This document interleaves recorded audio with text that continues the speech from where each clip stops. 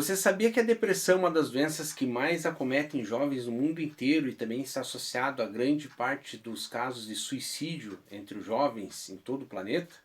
Muito bem, o Manual da Sobrevivência vai trazer para você esse tema hoje que é tão buscado entre os jovens, logo depois da vinheta.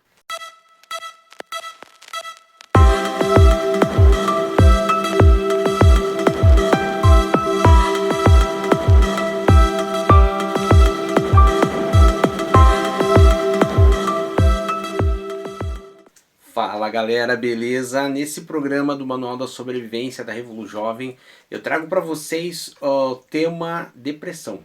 E a gente tem que entender que depressão não existe um tipo só, existem vários tipos de depressão e a gente vai falar um pouquinho sobre cada um deles, mas especialmente pelo fato de ser um manual de sobrevivência, é como sobreviver à depressão. Então isso é mais importante do que toda a classificação, mas a gente vai trabalhar um pouquinho com cada coisa.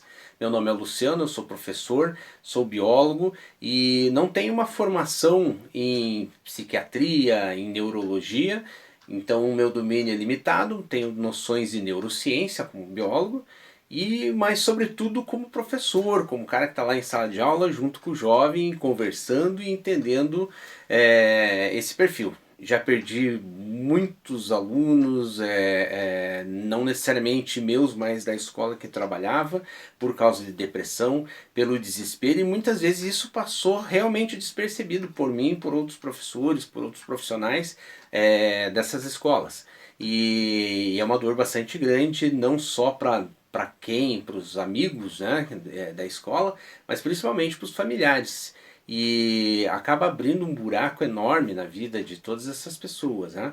E muitos jovens vão desenvolvendo ideias suicidas muitas vezes há um bom tempo e ele não sabe lidar com isso. E a grande questão está em a gente perceber essa necessidade, esse buraco em que o jovem está entrando, para que a gente consiga resgatá-lo.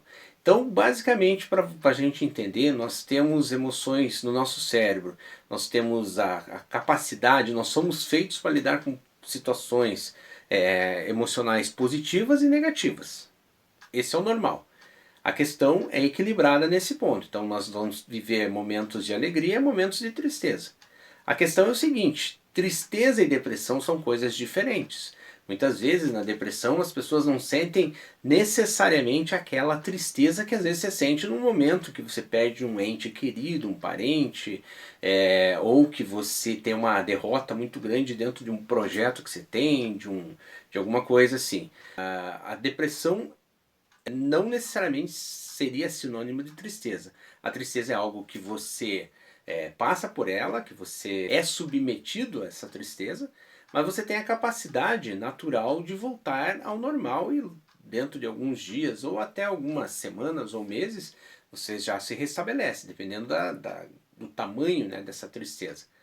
O problema da depressão é quando a pessoa não consegue fugir mais dessa tristeza e vive naturalmente e diariamente triste e entrando num buraco cada vez maior.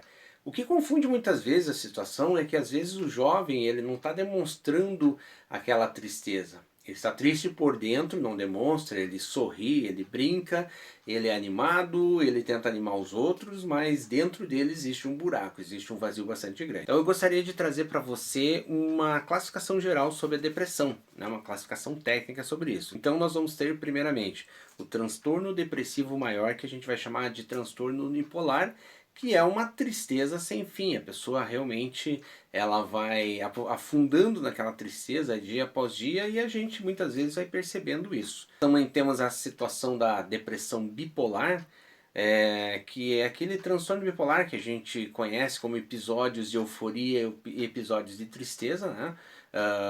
Num momento, muitas vezes a pessoa está muito eufórica, muito alegre, mas você já percebe um certo distúrbio, uma certa irregularidade naquela euforia e um episódio já em seguida de tristeza. Claro, me perdoem aí os especialistas na área se eu estiver errando um pouco essa classificação, mas eu já observei muitas situações de jovens que num primeiro momento, em questão de uma hora, ele muda o comportamento dele e entra num processo depressivo em seguida muito sério. Vamos também para a distemia, que é aquela depressão persistente, crônica. São pessoas que há muitos e muitos anos já estão depressivas, elas são depressivas por natureza. Certo? Essas pessoas assim, elas são jovens muitas vezes, que eles vão ter uma história por trás disso ali, essa história tem que ser trabalhada, em que ele já nasceu com problemas, ele nasceu em situações complicadas ali, e ele por natureza é triste, ele não consegue se relacionar e tudo mais, né? Então também é um caso a ser observado. Vamos à próxima aqui, a depressão pós-parto, né? Ela tem relação com as alterações hormonais que a mulher tem durante a gravidez, e após o parto, ou um pouco antes ainda do parto, ela já começa a sentir um processo depressivo, justamente, e também junto com isso uma rejeição pela criança.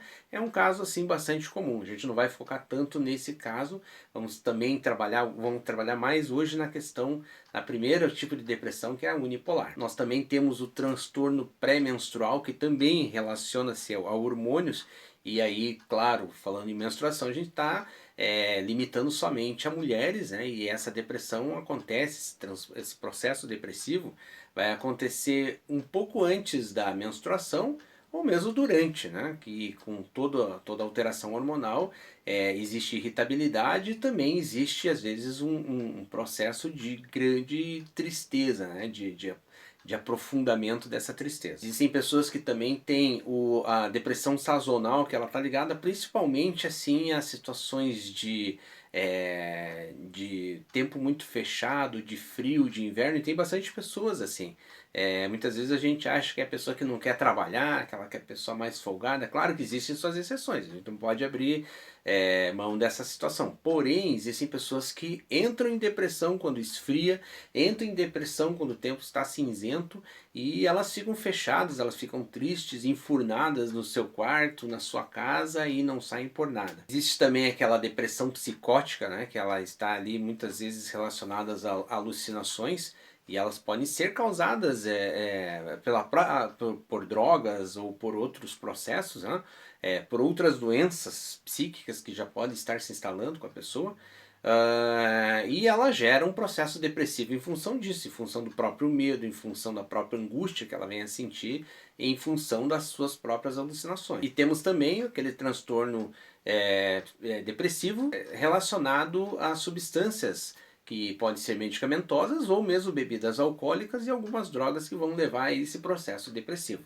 Então, várias pessoas podem se enquadrar em um desses tipos de depressão, e a gente vai focar principalmente nessa depressão maior, ou seja, a depressão unipolar. Dentro de uma classificação pessoal, eu caracterizo a depressão causada, né, por vários tipos, tanto um quanto outro tipo de depressão, por fatores como, por exemplo, o fator genético, o fator hereditário, ou seja, né, que já vem de família, aquela predisposição a desenvolver esse tipo de doença. Eu também classifico a depressão como aquela que vem de uma origem emocional, tá? Então o que a gente vai ter em fatores desencadeantes de uma causa emocional. Então eu posso citar situações de convivência com os teus pais, muitas vezes, situações de convivência, né, com a tua família.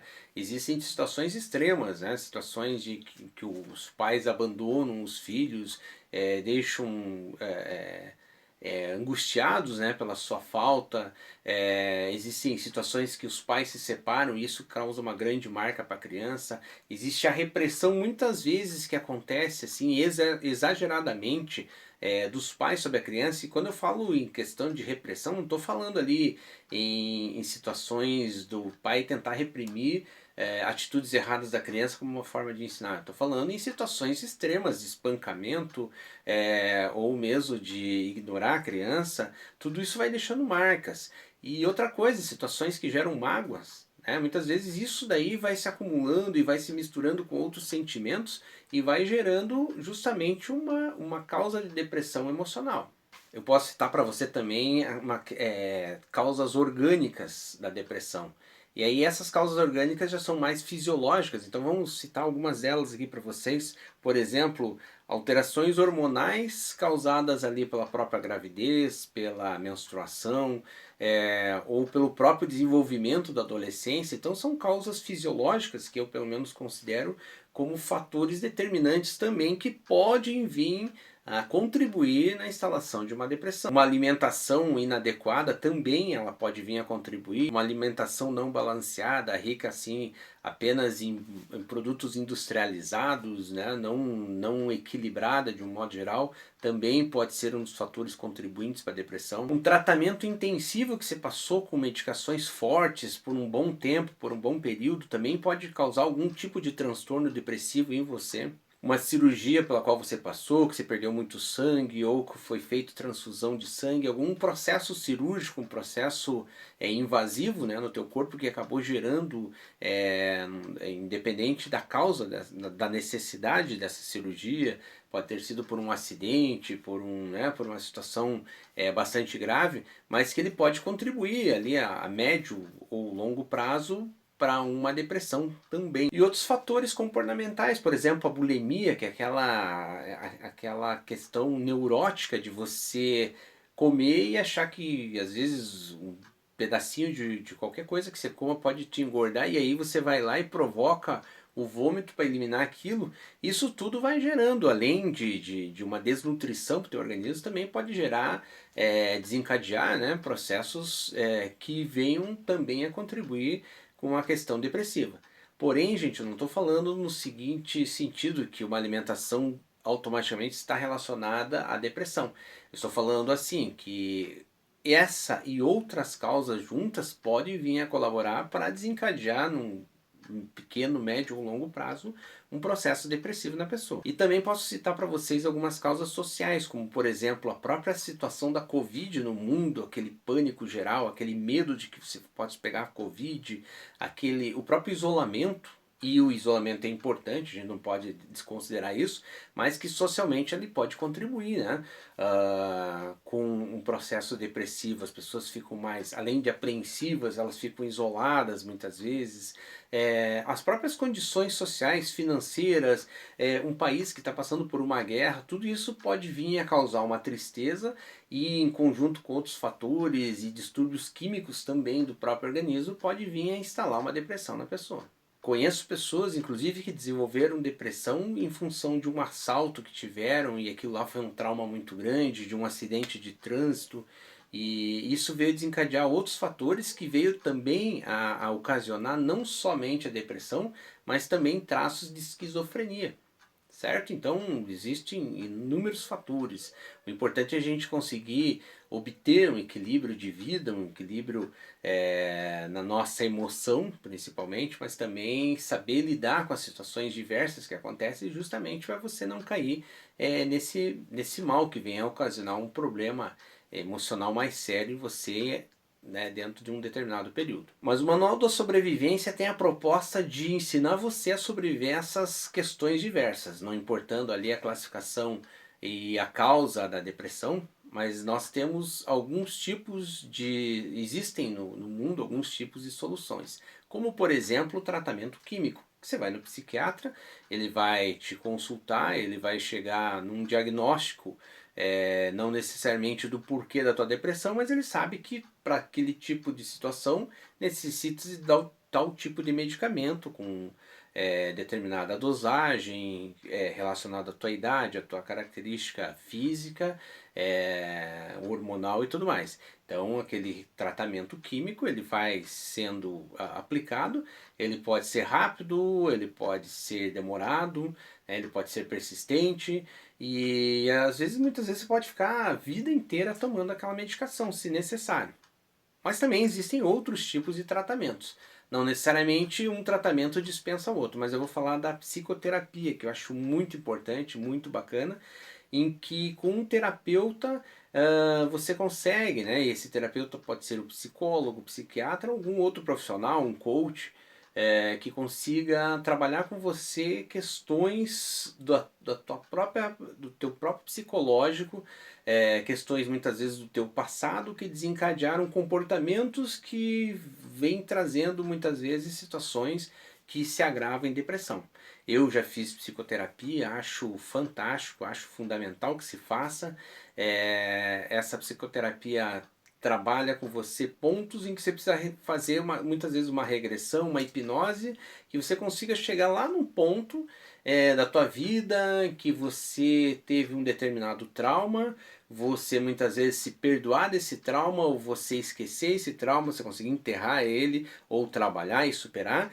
E voltando ao presente, vamos dizer assim, você consegue reequilibrar o teu psicológico em cima daquilo e você consegue superar. Então você volta ao passado, arruma uma situação, ou mesmo no presente, essa situação que você não sabe lidar. Então assim, a psicoterapia vai te dar essas ferramentas, esse suporte e realmente é fantástico. Conheço pessoas que fazem apenas a psicoterapia e pessoas que fazem apenas o tratamento químico com medicamentos. Não posso dizer para vocês o certo é esse ou o certo é esse. Muitas vezes é importante juntar as duas situações ou focar numa delas até um determinado tempo e buscar uma outra solução para que não fique um processo persistente, que você tenha justamente a orientação para saber qual que é o melhor caminho. E existe também a terapia ocupacional, eu achei essa aqui interessante. Então vamos lá, existe o tratamento químico, a psicoterapia e a terapia ocupacional. E a terapia ocupacional, muitas vezes você consegue, através de ações, por exemplo, vou dar trazer um exemplo para vocês de um voluntariado em que você vai num orfanato ou você vai num asilo, vai numa comunidade mais pobre, você vê, você se sensibiliza muitas vezes com a dor da outra pessoa e com a dor da outra pessoa você consegue achar razão para você vencer a tua depressão. E isso aqui é bastante importante. E às vezes você consegue isso, mesmo como eu falei, no voluntariado, mas também dentro de uma igreja, que você consiga participar de atividades religiosas, na própria oração, isso pode te fortalecer, ou mesmo dentro do teu trabalho, um projeto, um desafio novo, uma coisa assim que te tire da zona de conforto e te consiga trazer para um desafio novo. E aí você cria novos sentimentos de desafio e isso mexe com hormônios importantes que a gente tem dentro do nosso corpo, hormônios assim que eu poderia dizer hormônios positivos que acabam ajudando a equilibrar aquelas áreas do teu cérebro que estão tendendo mais às emoções negativas e você consegue reestabelecer. Então eu chamo isso assim de terapia ocupacional. Eu acho de extrema importância também. Muitas vezes você vai conseguir reequilibrar nessa terapia ocupacional com algum tipo de esporte, com uma dança, com algum tipo de arte que você desenvolva, ou mesmo assim com um relacionamento amoroso, uma pessoa, um rapaz que tem um processo depressivo e que conheça uma menina que dá toda a força para ele e às vezes sem tratamento químico, sem psicoterapia, ela consegue reerguer e essa pessoa acha uma nova razão de viver. Então também é um processo bastante importante. E assim, galera, existe a questão do suicídio que também está muito associada à depressão e a pessoa acha que ela começa a criar a ideia de que com a morte ela consegue levar junto com ela todo aquele sofrimento, que tudo aquilo vai acabar. E então ela vai vivenciando isso, muitas vezes ela planeja o suicídio, dificilmente alguém, acredito pelo menos, que alguém tenha ideia hoje e se suicide do nada, assim, né? Algumas pessoas que por maior tristeza que estejam passando, elas conseguem superar essa tristeza, elas dão um jeito de só não pode cair na bebida, na droga, porque também aí não rola, né? Você não vai conseguir superar algo assim porque vai ser apenas algo momentâneo. E quando voltar, você vai voltar e o problema vai continuar existindo. Mas assim, todas as pessoas que estão em volta, os colegas, os parentes, têm condições de ajudar essa pessoa dando todo o apoio, né? Então, assim, vamos entender as três soluções que eu passei para vocês. O tratamento químico, então para isso o que a gente tem que fazer? Encaminhar o jovem por um psicólogo, por um psiquiatra que vai dar o andamento para um tratamento químico E isso é importante acompanhar e é bom ver depois como que foi pós a consulta e levar em próximas consultas e tudo mais. Se nós formos pensar na psicoterapia, também é importante que você faça, que você leve a pessoa, que você acompanhe, que você dê todo o aconchego necessário que essa pessoa esteja precisando. E também, se nós formos para a questão ocupacional, como citei vários exemplos, a religião, um relacionamento, uma dança, um esporte, alguma coisa do gênero, sim, tipo um voluntariado, né? Que essa pessoa tenha esse acompanhamento, tenha todo esse suporte, porque isso que importa. Na verdade, quando você tem uma pessoa em depressão, até mesmo com uma ideia suicida, você não pode julgar a pessoa simplesmente, dizer, ah, você não pode fazer assim. Você tem que acompanhar, você tem que ajudar, você tem que abraçar a pessoa, mesmo em tempos de Covid, vamos pensar, mesmo que seja num abraço à distância, mas que você demonstre carinho, amor pela pessoa e preocupação com ela. Traga ela para a realidade de uma maneira assim séria, porém não julgando, né? Que você consiga trazer a pessoa para o lugar, consiga, né, ajudar de alguma maneira. Mas assim, gente, como eu falei para vocês, eu não sou especialista na área, muitas coisas disso é da experiência pessoal. Então, qualquer dúvida, qualquer comentário que você tenha a fazer, crítica ou correção ao que eu falei, ou mesmo contato à experiência, você entra em contato, base o comentário nesse vídeo, também pode fazer o comentário ali pelo Instagram da Revolu Jovem, pelo Facebook da Revolu Jovem, né? Só buscar lá Revolu Jovem mesmo, tanto no Instagram quanto no Facebook e também no Twitter, né? De modo que você consiga, que a gente venha se comunicando, vá seguindo o nosso trabalho nas redes sociais. Existem ações presenciais que vão ser desenvolvidas, aí tudo vai ser conforme os dados da pandemia, mas eles vão ser realizados e que a gente possa estar junto. A ideia do Manual da Sobrevivência é dar esse suporte para você. Também eu vou deixar na descrição ali alguns links de textos importantes sobre a questão da depressão. Inclusive temos textos no próprio blog da Revolu Jovem, né, que a gente chama de Revista Revolu Jovem, e que você consiga acessar e perguntar e interagir com a gente, e buscar vencer esse mal, que é o mal do século. E a gente sabe que nesse mesmo momento em que você está assistindo esse vídeo, muitos jovens estão com ideias suicidas, possivelmente até alguns se suicidaram nesse meio tempo, e a gente tem que ter a noção que nós podemos reverter isso e ajudar esses jovens e tudo mais. Terão outros temas no Manual da Sobrevivência que a gente vai trabalhar, e eu conto com vocês mandando ideias, mandando temas para a gente desenvolver aqui na Revolu Jovem e até mesmo desenvolver projetos em cima disso, que são bastante importantes, né? Mas assim, se você gostou do vídeo, deixa um like, comente, mas se inscreva no canal principalmente, né? E isso vai dar bastante força para o nosso projeto. E até uma próxima. Valeu, gente. Brigadão.